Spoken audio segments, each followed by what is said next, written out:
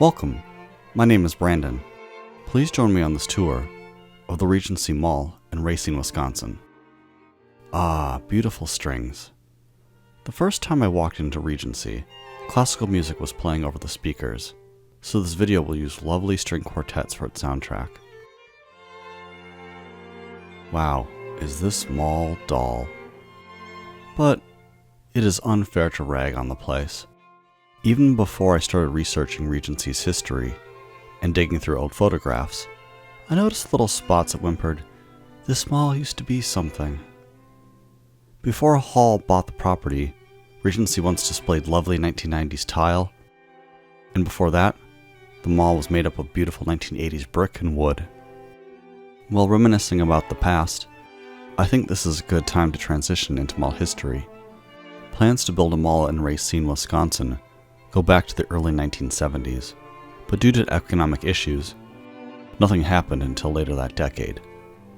Developer Jacobs, Visconti, and Jacobs Company broke ground on Regency in 1979. The mall opened 2 years later on August 5, 1981. Regency opened with 2 anchors, Boston Store and Bergner Weisse. A third anchor, JCPenney, opened a few months later. Other original tenants included Ladden's Castle, B. Dalton, Brown's, Casual Corner, Chess King, Chick-fil-A, Claire's, County Suit, Foot Locker, Joann Fabrics, KB Toy and Hobby Shop, Kenny Shoes, Merle Norman, Orange Julius, Radio Shack, Stride Right, The Gap, The Original Cookie Company, Walden Books, Walgreens, and Wicks and Sticks. Regency's 4th anchor, Sears, opened the following year. Oh, excuse me 1 second.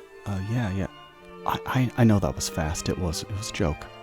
Oh, you have an issue with Bergner Weisse? I thought I said Weisse, not Weisse. Wait, seriously? YZ? Bergner YZ? Oh, okay, I'll let them know. I apologize, I mispronounced the Bergner store earlier. Bergner YZ rebranded to Bergner's in 1983, dropping the YZ. Okay, I apologize for the dumb skit. I wanted to have fun now because this is when department store history becomes confusing. It helps to know that when Regency opened, Federated Department Stores owned Boston Store, and Mouse Frere owned Bergner's.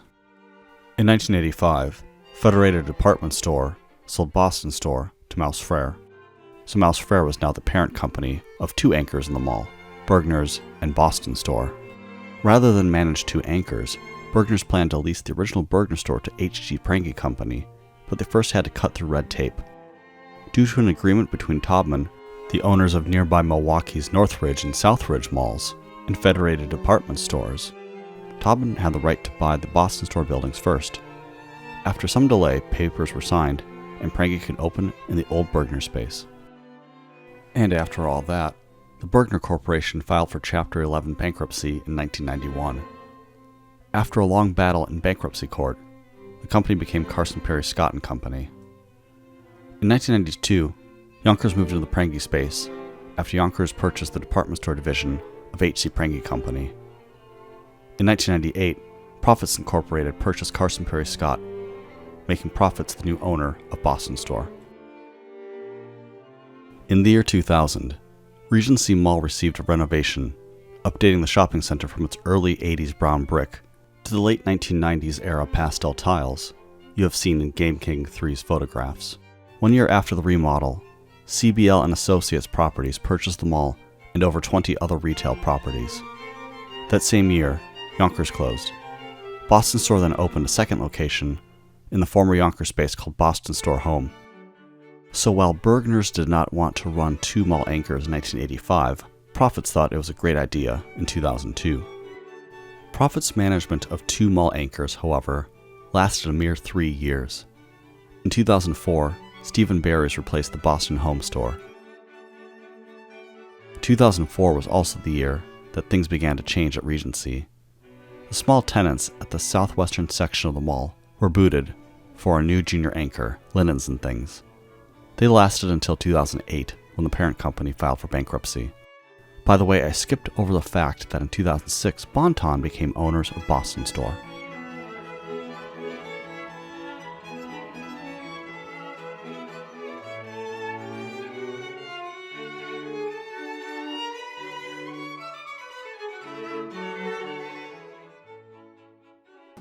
A quick side note, On my first visit, I did not see any restrooms. Did this mall not have any? No, that would be ridiculous. Do you see them? The sign is partially covered. This photograph from Game King 3 makes the sign more noticeable. By the way, thank you Game King 3 for letting me use your photographs of this mall when it still had its 1990s tile. I wanted to show wonderful 1980s photographs shared by John Gallo in his blog, but he passed away in 2009 and it felt weird using them in my video. Instead, I have a link to his blog from 2008. The mall is nearly unrecognizable compared to how it looks today. While we are discussing the year 2008, the mall booted the Northwestern tenants for another junior anchor, a smaller version of Steve & Barry's. They did not need the large 2-story space of their original location. Their original store closed in February 2008, and they moved into the new location later that year. Due to bankruptcy, though, Steve & Barry's also left their new space in 2008.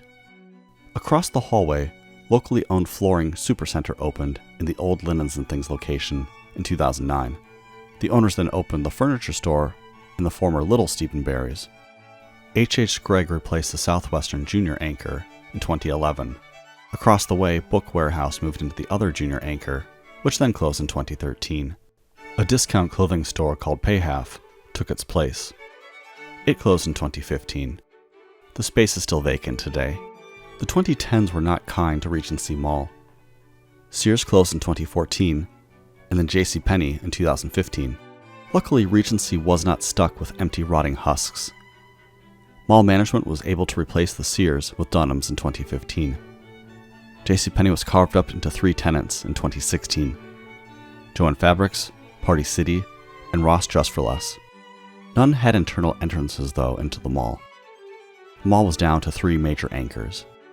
Also in 2016, H.H. Gregg closed to bankruptcy. Meanwhile, the 7 tenants east of H.H. Gregg were booted for a 3rd junior anchor, Planet Fitness. Bob's Discount Furniture moved into H.H. Gregg's space. At the end of 2016, Hall Property Management purchased the dying mall. They removed or hid much of the vintage storefronts behind drywall and covered the 1990s tile with carpeting. While I have been focusing on anchors in the history, regular tenants were fleeing the mall as well.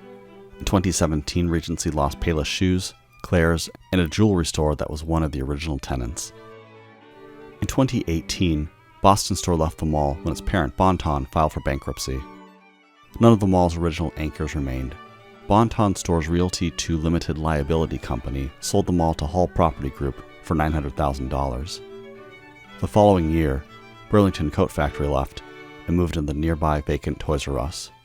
Then, the COVID-19 pandemic hit, hurting Regency further.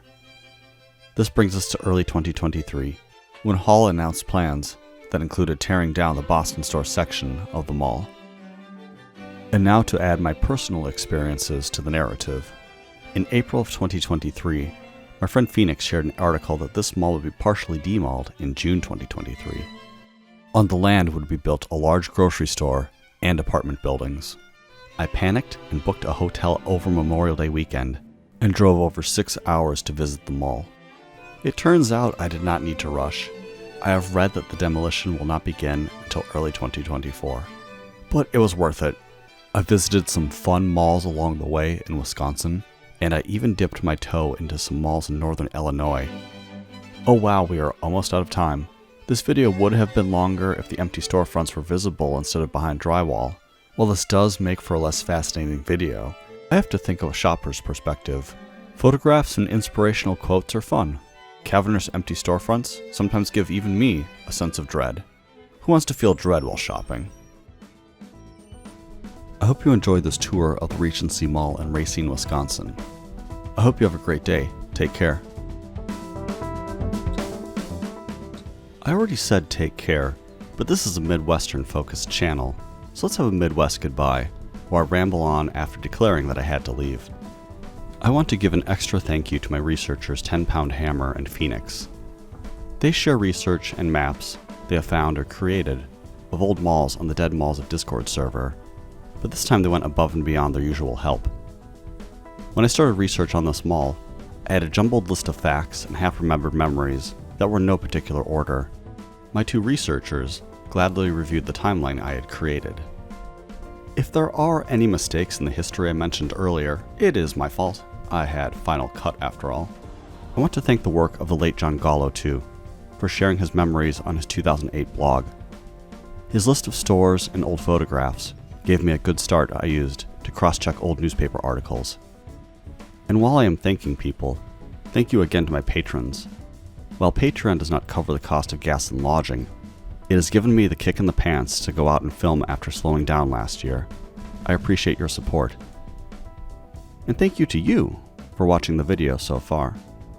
I have plenty of great malls in my back catalog. Some of them are not only full size, but 2 stories tall. Alright, I'm heading out for real now. Enjoy the rest of the footage. Take care.